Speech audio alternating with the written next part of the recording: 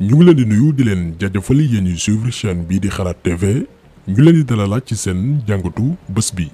te nag dañuy wax ci livre Thierno Alassane Sall newoon fi directeur u ARTP ministre des infrastructures et des transports terrestres nekkoon également ministre bi ñu dénk wàllum énergie lépp ci nguuru Macky Sall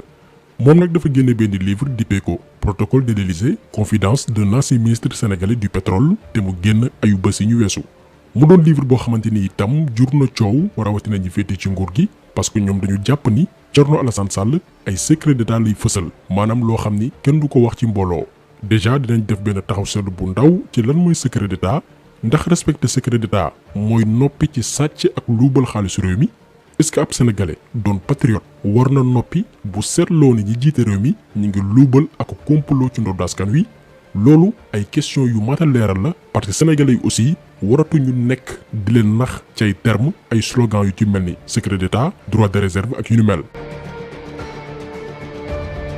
bu weesoo ñiy féete ci nguur gi itam mu am benn journaliste bu ñëpp a xam bu yëkkati ay kaddu ci livre bi Thierno Alassane Sall fësal muy ay kaddu yu ñagas mais bu fekkoon ni sax moom dafa lire livre bi ñu mën a comprendre parce que ab téere mënoo cee joxe sa xalaat tant que gëstuwoo li ne ci biir loolu ñeme yàlla gënu ko rëy. mais yow liiroo livre bi xamul lu ne ci biir ne sénégalais yi bu ko kenn jënd daañu ñëw ci moom parce que ñu mel ni ñoom ñoo tax sénégalais yu ci bari nekk dans l'ignorance maanaam réeree mbir lu bari ci biir réew mi alors que ñoom journalistes yi ñoo waroon dimbali askan wi ñu xam li xew ci biir réew mi ak naka la ñu yoree Sénégal ñun nag pour bañ a tomber ci erreur boobu noonu maanaam ñàkk a xam li ne ci biir livre bi ba pare bëgg cee joxe suñu xalaat moo taxoon boobu ak léegi kenn dégguñu si ñu àddu ci. gannaaw nag bañ ko yéree ñu ne nañ ko partager ak yéen rawatina ñi nga xam ni amuñu possibilité lire ko duñu nag wax li ne ci livre bi yépp parce que déjà xajul ci benn vidéo téere bi 500 pages la juróomi téeméeri xët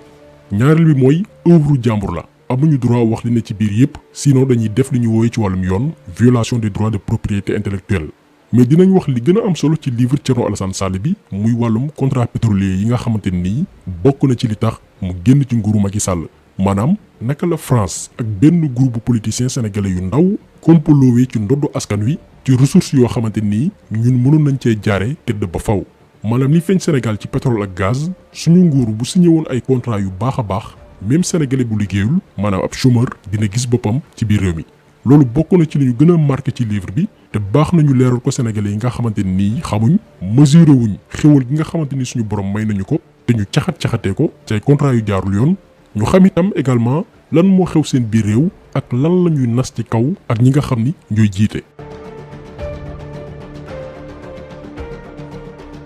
pour ñi nga xamante ni ñi ngi laaj kan mooy Thierno Alassane Sall parce que am na ñu féete ci nguur gi yu fexe ba def ci bopp yenn sénégalais yi ko waa ji dafa nekk ci nguur gi lekk ba doyal génn di sànni xeer ñu bari loolu lañ ko bëgg a présenter en tout cas ñun bu ñuy juger nit dañ koy juger ci parcours am maanaam jaar-jaaram ak poste yi mu jot a occupé ci carrière am. ak fu ne lan la fa def te bu ñu sukkandikoo ci première nomination wu Thierno Alassane Sall maanaam bi ko Macky Sall di njëkk a jox ndombal tànk ci biir réew mi def ko directeur général de l'autorité de régulation des télécommunications et des postes muy ARTP en avril 2012 Thierno Alassane Sall bañ ko falee ba ci ëllëg sa mu yëg ni salaire am ak logement am ak yeneen avantages yi mi ngi toll ci 20 millions de francs CFA chaque mois maanaam Thierno Alassane Sall bi ñu ko falee dafa xëy yëg ni ñaar fukki millions lañ koy fay weer wu yàlla sàkk.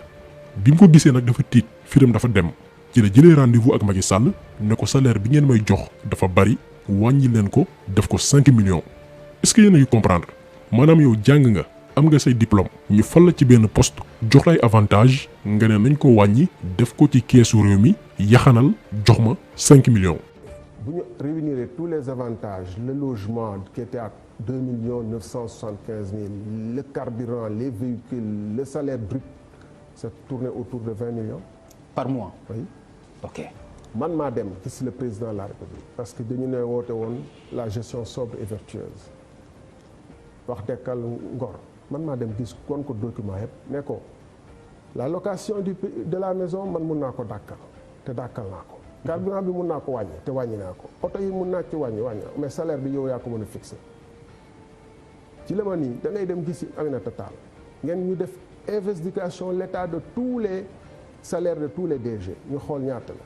ñu doog a def un décret unique boo xam ne yëpp dañ koy réglementer ci la ñu limiter plafonner les mandats les salaires des directeurs généraux à 5 millions tey waxuñu ñi nga xam ne ñi ngi ci biir nguur gi di ko xas moom Thierno Alassane Sall gannaaw ba mu génnee livre bi parce que amul kenn ci ñoom ku Macky Sall fal nga wàññi sa salaire au contraire da ngay fexe ba say avantage gën a yokk boole ci di sàcc alal gu baree bari balaa ñuy teggi sa ndombal tànk ba buñ la follee fekk na nga tabax ay immeuble yu baree bari Dakar def ko ay appartement di ko loué tey bu ngeen gisee ci nguuru Abdoulaye Wade lu tax ay ministres yu baree bari wala ay directeurs généraux depuis 2012 la ñu gëj a am ndombal tànk mais teewul tey la ñu gën a am xaalis c'est parce que entre l'an 2000 jàpp 2012 dañoo profité wut ay terrain yu baree bari biir Ndakaaru sàcc alal yu baree bari def ko ay immeuble mettre ko sous location d'ailleurs ci livre Thierno Alassane Sall bi mi ngi souligner suuf si nga xamante nii ñi ngi ko doon séddoo surtout en 2006 lépp mi ngi ci biir livre bi parce que xam na lu baree bari ci réew mi ci période bu mu nekkee woon ASECNA boobu Macky Sall faloogul woon donc livre bi yamul rek ci nguuru Macky Sall mais dafa remonter ci nguur gi nga xamante ni moo fi nekkoon avant Macky Sall di ñëw donc day baax ci sujet yu ni mel ñu def benn taxaw seetlu ci jëmm ji d'abord balaa ñuy avancer Thierno Alassane Sall dañ ko faloon def ko directeur général jox ko ay avantages yu baree bari chaque weer mu war a percevoir 20 millions mu dem ci Macky Sall ne ko lii dafa bari wàññi ko yaakaar naa ni ñun ñii di wax ak yéen wala yéen ñi nga xam ne yéen suivre ku ko ci bëggoon def say mbokk ñoo lay woo ne la du fi amee bul ñu xañ ci ñu wërsëg kon Thierno Alassane Sall mën nañ ko wax lu ne sauf du homme de valeur en tout cas ñun jëf jooju kese bokk na ci lu tax ñu gën ko respecté ndax bu ministre yëpp wala directeur généraux yëpp defoon ni moom dinañ yaxanal lu baree bari ci xaalisu réew mi jël ko delloo ko ci askan wi nga xamante nii moo ko gën a yittewoo.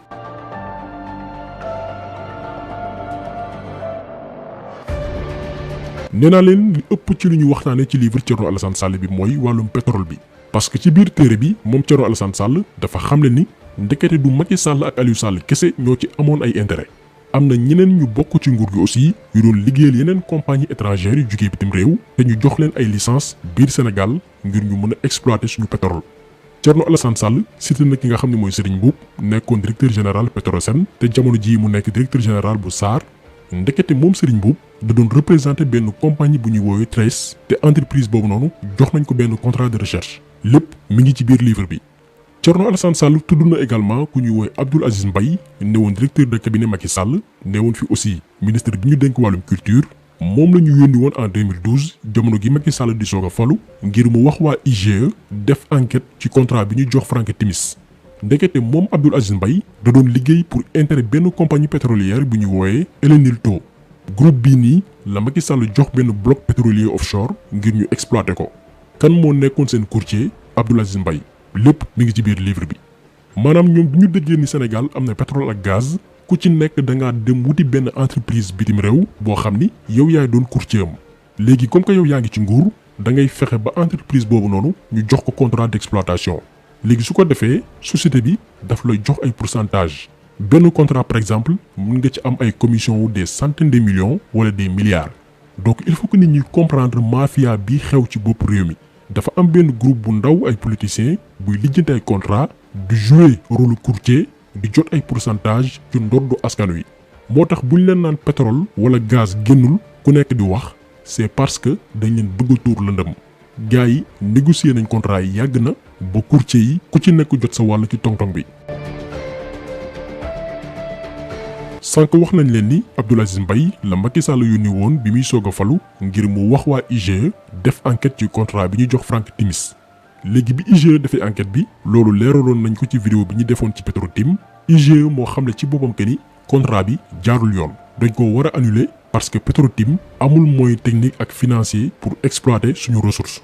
mais ci biir livre bi Thierno Alassane Sall dafa xamle ni Franck Timis def ba xaritoog Aliou Sall bi nga xam ni mooy rakku président def ko consultant alors que Aliou Sall amul benn xam-xam ci wàllum pétrole Aliou Sall formation journalisme la def Franck Timis jaar ci moom embauché ko créé xaritoo digganteem ak Macky Sall. Thierno Alassane Sall ba tey ci biir livre bi dem na ba ne Franck Timis bu daan négocier sax palais lay dem gis Macky Sall du jaar ci moom mi nga xam ni mooy ministre bi ñu dénk wàllum énergie d'ailleurs dañ daan organiser réunion ci biir ministère am moom Thierno Alassane Sall compagnie yu ci mel ni Cosmos wala BP ñoom ñëpp teew mais Franck Timis moom palais lay dem gisee ak président loolu moo tax kenn mësul annuler contrat bi ñu ko jox te IGE ci enquête am wax ni nañ ko neenal parce que du yoon noonu la Franck Timis def komploowee ak Macky Sall ak rakam bii di Aliou Sall ba finalement dafa mujj jaay part yi nga xamante ni am na ko à des millions de dollars. léegi nag question bi mooy ñaata la ci président am ak rakam xëy na bés bu ñu jógee ci bopp réew mi ba ñu toppee leen li nga xam ne mooy haute trahison ak ñi laale ci mbir mi lépp dina leer ndax Macky Sall ak njabootam li ñu xañ génération yi ñëw dafa bari lool suñu avenir u réew la ñu sacrifié.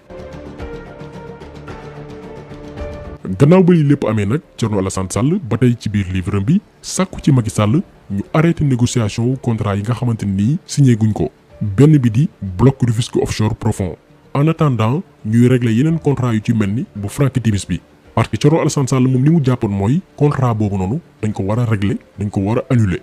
mais moment bi muy xeex loolu noonu ñi ngi négocier contrat wu bloc Rufisque offshore bi nga xamante nii bokkoon na ci zone yi gënoon am solo jamono jooju mais Thierno Alassane Sall dafa ni Macky Sall jarul ñuy yàkkamti boobu d'ailleurs ponkal yu bari ñi ngi xëccoo donc Sénégal bu négocier lu baax mën na ci am lu baree bari.